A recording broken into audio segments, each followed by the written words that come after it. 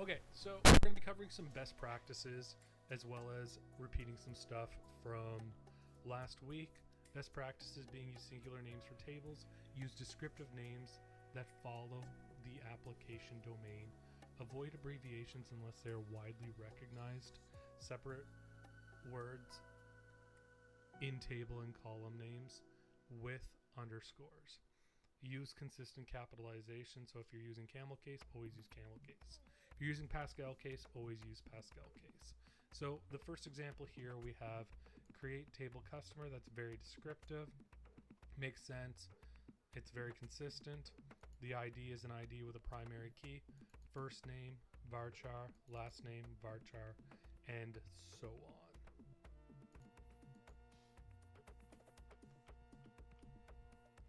We've got our DTL, so data definition language is used to create and modify database structure. We've got our create table customer here as well. ID, INT, or integer, primary key, first name, last name, email, and phone number. We've got our varchars in there. If you wanted to alter an existing table, you can use the alter. So we're going to alter a table. So alter what? Alter table. Which table? Customer. How are we going to alter that table? We're going to alter it by adding address. What data type is address? Text. If we want to drop a table, what table do we want to drop? We want to drop the customer table. What is it? It's a table. What do we want to do? We want to drop. For the create statement, it's creating something. So create new database named my database. So why don't we create database my database? Now we want to use this database for all future queries. So what do we want to do? We want to use. What do we want to use? We want to use the database my database. There we go. We just used my database. So now that is the active database. The next thing we actually want to do is we want to create a table within the current database. What's the table name? Well, it's a customer table, so table name customers. Create table customers. It consists of an ID, which is an integer, and it's the primary key. Has a first name and has a last name. Let's do it. Oh, whoops. We forgot to add the email field or the email column to the database. So what do we want to do? We want to alter the table. How do we want to alter the table? Well, we want to add an email column. What type of data is being stored in that email column? It's varchar, and we're setting it to 100. So let's alter that table. There we go. Altered. We now have our table with customers. How many columns? We got ID, first name, last name, email.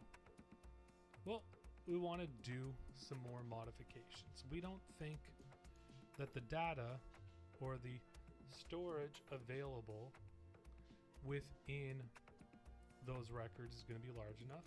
So let's make them bigger. Perfect. We just made it bigger.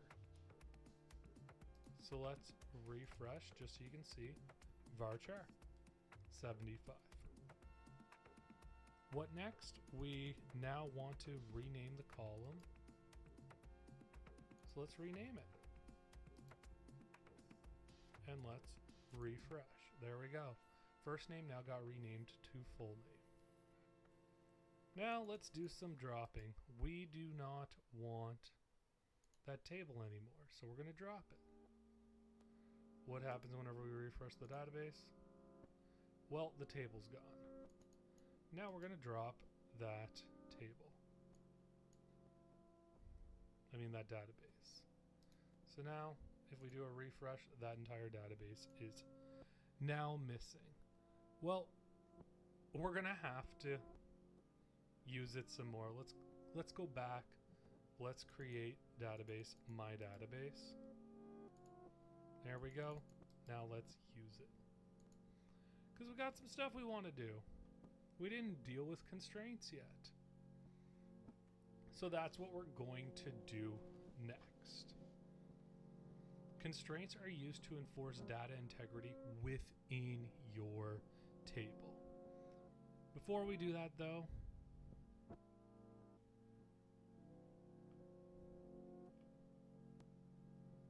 heck, let's do it. We're going to do it. But first, let's show you the entity relationship diagram, or ERD. So here we have ID, we have customer ID, order date, and total. How is that related? It's related to our customer's table. So our customer's table consists of ID, name, and email. So whenever we create it, we have that relation. We have a many to one relationship in this case. So one customer can be related to many orders. That's what that asterisk means on our orders table. It means all. That one means one. So one order or many orders can be related to one customer, but only one customer. Whereas one customer can be related to many of those orders. Now let's get to creating some stuff here. So we can create the new table here and add age. We're actually not going to do that.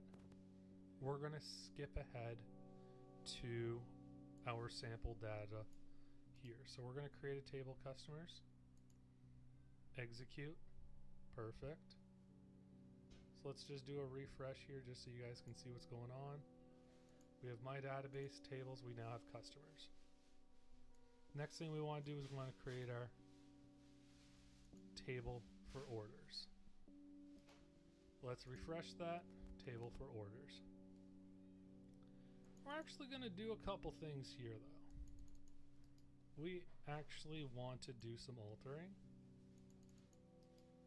Let's do another alter here.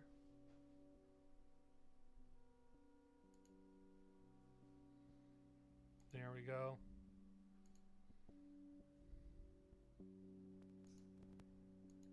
And now we're going to add our constraints.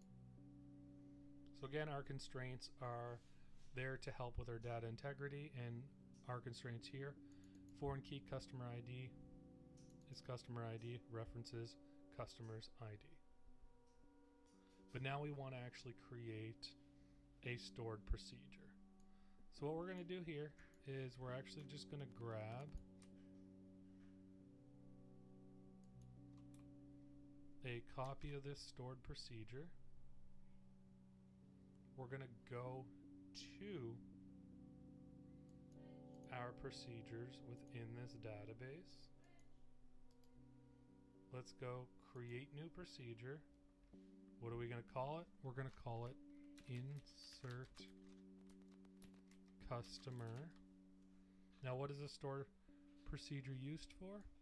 Well, a stored procedure or stored procedures are reusable blocks of code that can perform complex operations on the database.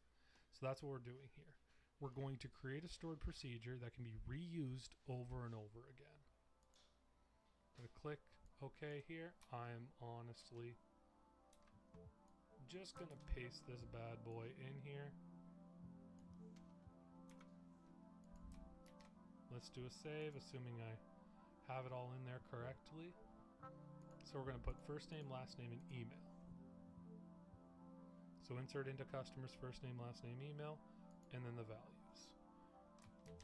Assuming everything's done correctly here, I might have to make some small modifications, which is totally cool. We're going to try calling it now. Cool, call insert John Doe example. Let's go to our tables. Let's go to our customers. John Doe, john@example.com. Now, another place where this would be good to be used would be our orders.